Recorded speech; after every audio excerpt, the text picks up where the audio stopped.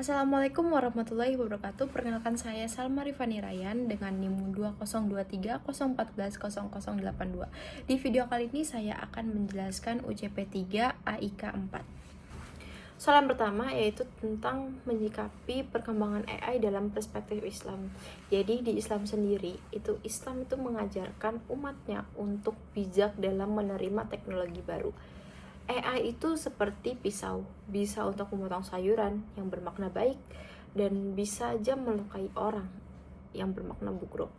Yang menentukan dia baik atau buruknya itu adalah penggunaannya, yaitu kita sebagai manusia yang menggunakan. Nah, prinsip dasarnya AI boleh digunakan selama tidak melanggar tauhid dan syariah. Contohnya, AI untuk belajar ngoding atau belajar apapun lah, mencari-cari informasi, sumber, atau bisa menjadi diagnosis medis gitu. Itu kan baik nih, tapi bakal salah ketika AI-nya dipakai untuk deepfake atau judi online atau hal-hal yang berbau tidak bagus gitu, yang buruk. Itu tuh kan berarti penggunaan AI yang salah. Nah, itu yang kita harus hindari. Dalam surat Az-Zariyat ayat 56 itu berbunyi, dan kami tidak menciptakan jin dan manusia melainkan supaya mereka menyembahku. Nah, bagaimana solusinya? Jadi kita perlu pelajari sebelum kita pakai AI itu. Kemudian kita buat batasan penggunaan dan selalu tanya dalam diri kita, apakah AI ini bakal mendekatkan saya atau malah menjauhkan saya dari Allah. Soal yang kedua yaitu tentang pemanfaatan teknologi oleh generasi muda. Generasi seperti saya. Mayoritas anak muda seperti saya sekarang itu memakai teknologi biasanya untuk scroll TikTok, media sosial apapun, main game, atau scrolling, stalking, gitu-gitu kan. Padahal akal itu amanah dari Allah yang seharusnya digunakan untuk produktif. Tapi kalau misalnya digunakan seperti itu, artinya apa? Sia-sia kan? Dampak negatifnya apa? Nah, FOMO, prokrastinasi, dan apalagi hati ini, kalbu kita menjadi lupa sama Allah karena ya efek tadi, kecanduan dopamin dari medsos itu. Dalam surah An-Nahl ayat 78 itu menyebutkan, dan Allah mengeluarkan kamu dari perut ibumu dalam keadaan tidak mengetahui sesuatu pun, dan Dia memberikan kamu pendengaran, penglihatan, dan hati agar kamu bersyukur. Solusinya, jadi kita perlu, menurut saya, kita perlu tetapkan prinsip 80-20. Apa sih 80-20 itu? Jadi 80% itu untuk produktif, misalnya seperti belajar, apalagi ya, 80% tuh intinya tuh seperti produktif gitu guys. Ya belajar tadi yang kayak aku sebutkan, misalnya ibadah, berolahraga, apapun lah yang membuat kita tuh lebih produktif gitu. Nah, 20%-nya itu baru hiburan gitu. Terus kita perlu juga detox secara berkala. Jadi kita batasi nih, mau main HP di jam berapa gitu. Kemudian kita juga perlu untuk menggunakan teknologi sebagai dakwah dan belajar. Jadi bukan cuman untuk konsumsi hiburan kosong. Misalnya, nggak apa-apa kita punya aplikasi TikTok, X, Instagram itu untuk mencari berita. Nah, tapi kita tuh juga perlu menggunakan teknologi seperti itu untuk hal-hal yang baik.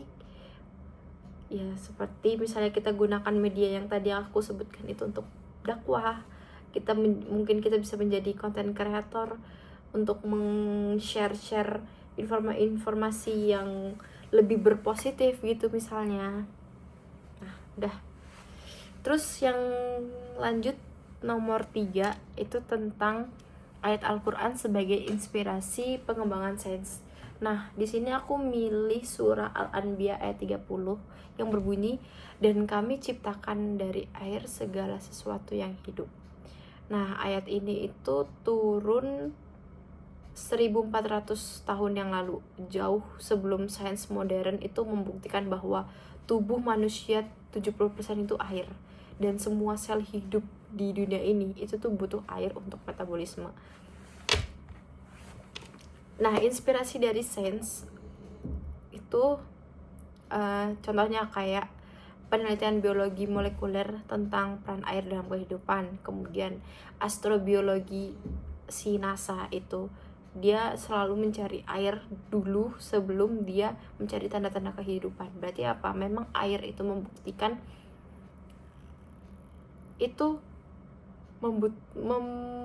air itu dibutuhkan. Kemudian kayak teknologi purifikasi air dan konservasi lingkungan. Nah, pelajarannya, jadi Al-Quran itu bukan cuma kitab ibadah, melainkan itu juga sebagai panduan kita untuk menggali rahasia-rahasia alam yang belum kita ketahui. Sains dan iman itu tuh saling mendukung, bukan malah bertentangan. Nah, yang terakhir, soal keempat, yaitu tentang menyikapi hoax dan informasi tidak valid. Di era saya sekarang, di era digital sekarang, itu buat hoax itu penyebarannya itu lebih cepat daripada kebenaran. Ya, saya kadang juga bertanya-tanya, kenapa ya kok bisa kayak gitu ya? Apakah manusia-manusia sekarang itu lebih suka berita yang hoax ketimbang berita kebenaran? I don't know lah. Banyak orang itu share informasi itu tanpa verifikasi terlebih dahulu. Jadi kayak dia nggak tahu nih, ini tuh benar apa salah ya. Yang penting tuh apa? Share aja lah dulu. Soal benar apa enggaknya ya itu soal belakangan. Yang penting apa? Viral dulu. Padahal kan di Islam itu mengajarkan tabayun atau klarifikasi. Nah, dalam surah Al-Hujurat ayat 6 itu berbunyi, "Hai orang-orang yang beriman, jika datang kepadamu orang fasik membawa suatu berita, maka periksalah dengan teliti." Nah, ini yang seperti tadi aku bilang, kita perlu tabayun. Cara praktis untuk bertabayun apa? Jadi yang pertama kita cek sumbernya dulu. Siapa sih yang pertama kali posting? Nah, ini sumbernya udah terpercaya atau enggak? Apalagi ya? Ya udah, intinya kayak gitulah. Kemudian kita perlu juga cek isinya. Nah, setelah kita cek sumbernya itu kita perlu cek isinya kan. Nah, sebelum kita baca isinya dulu, kita lihat dulu judulnya. Kalau misalnya judulnya biasa ya, judul jurnalis itu tuh membuat judul itu pasti clickbait. Jadi kayak membuat orang tuh penasaran sama berita itu gitu. Dan biasanya yang aku biasa temukan di X gitu kan, biasanya kalau nggak di X, di TikTok gitu paling sering, judul itu tuh tidak sesuai sama isi. Jadi ketika kita melihat ini ada informasi nih, nah kita baca nih judulnya, wih kayaknya seru nih, penasaran nih aku, kita perlu baca dulu isinya, jangan langsung komentar. Biasanya itu di X itu. Jadi aku pernah scroll terus lihat ada berita, pokoknya intinya tentang politik. Kemudian kayak orang-orang tuh sudah pada komennya tuh udah jahat banget gitu kan. Terus aku tuh penasaran sama isi beritanya, loh ini beritanya nggak sesuai sama judulnya. Jadi bener-bener kita perlu untuk cek dulu, kita verifikasi dulu, kita baca dulu sebelum kita berkomentar begitu. Nah, ini ada kaitannya sama cross check.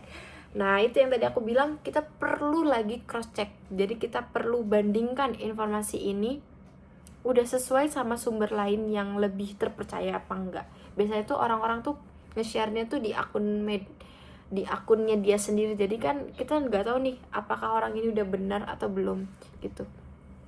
Nah, mungkin kita bisa menggunakan tools sederhana seperti kayak Google Reserve Image Search itu untuk memeriksa apakah ini editan atau enggak. Kemudian kita juga perlukan website fact checking gitu, atau website yang yang bisa melihat bisa membedakan ini hoax atau bukan gitu. Nah, yang paling penting kita perlu stop dulu sebelum share. Pause dulu sebelum share. Jadi Jangan mentah-mentah kita dapat berita itu langsung di-share. Kayak yang tadi aku bilang, kita perlu cek dulu sumbernya, isinya, sama cross check ulang, baru kita bisa share. Nah, ada hadis pendukung yang berbunyi seperti ini. Cukuplah seseorang dikatakan pendusta jika ia menceritakan semua yang didengarnya. Hadis riwayat Muslim. Nah, jadi kesimpulannya dari 4 soal tadi, aku menganggap bahwa Islam itu tidak anti teknologi, tapi dia tuh malah justru memberikan panduan-panduan etis dalam menggunakannya. Nah, kuncinya apa? Niat yang benar, verifikasi informasi, keseimbangan dunia akhirat, dan rasa tanggung jawab. Nah, dari keempat ini, itu teknologi tuh harus jadi alat untuk mendekatkan diri kita kepada Allah, bukan malah menjauhkannya. Oke, sekian jawaban saya dari soal nomor berapa tadi itu. Intinya saya lupa, pokoknya 4 soal dari soal AIK 3 mata kuliah AIK 4. Oke, terima kasih. Wassalamualaikum warahmatullahi wabarakatuh.